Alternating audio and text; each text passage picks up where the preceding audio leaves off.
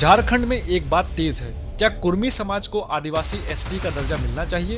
रोकने का मुख्य कारण यही है, हम लोग का मांग है जो कुर्मी को एसटी में शामिल करो, वो एसटी में शामिल किया जाए। आदिवासी बनने के लिए आदिवासी पैदा होना पड़ता है और आदिवासी पैदा नहीं हुए हो तो आदिवासी का अधिकार और हक कभी नहीं छीन सकते। पहली नजर में यह सवाल छोटा लगता है, लेकिन सच यह है कि इसका असर लाखों आदिवासी परिवारों की रोजी रोटी और पहचान पर असर पड़ेगा।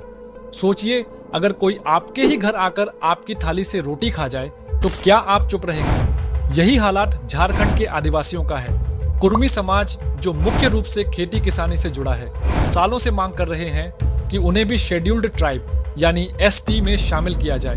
उनका तर्क है कि वह भी झारखंड के मूल निवासी हैं और सामाजिक आर्थिक रूप से पिछड़े हैं। लेकिन सवाल यह है, क्या सिर्फ पिछड़े होने से ही कोई भी समुदाय एसटी बन सकता है, या इसके पीछे इतिहास, संस्कृति और पहचान भी मायने रखती है? आदिवासी होना सिर्फ एक कैटेगरी नहीं है, यह एक पूरी सिविलाइजेशन है। संथाल, मुंडरा, उराव, हो, इनकी अपनी भाषा है, अपने त्योहार हैं, अपना सरूल, कर्मा और अपनी संस्कृति है। आदिवासी सदियों से जंगल और पहाड़ से जुड़े रहे हैं, उन्होंने शोषण झेला है, अपनी जमीन गंवाई है और इसीलिए उन्हें एसटी का दर्जा दिया गया ताकि उनका अस्तित्व बच सके। अब सोचिए, अगर हर जाति खुद को एसटी बताने लगे तो असली आदिवासी की पहचान कहाँ बचेगी? रिजर्वेशन कोई चैरिटी नहीं है, यह उन समुदायों के लिए है जिन्होंने सदियों से हाशिए पर रखा गया है। आदिवासियों को एसटी कोटा इसलिए मिला क्योंकि वह एक्सप्लॉयटेशन, डिस्प्लेसमेंट और गरीबी से जूझते रहे। अगर कल कुर्मी को एसटी बना दिया गया तो इस कोटा का मतलब ही खत्म हो जाएगा, क्योंकि जिनके लिए यह बना था वही इससे वंचित हो जाएंगे।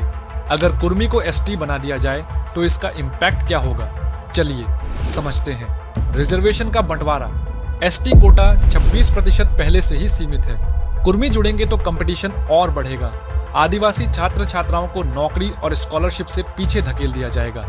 अब राजनीति पर इसका असर क्या होगा, आइए समझते हैं। झारखंड की कई सीटें एसटी रिजर्व्ड है।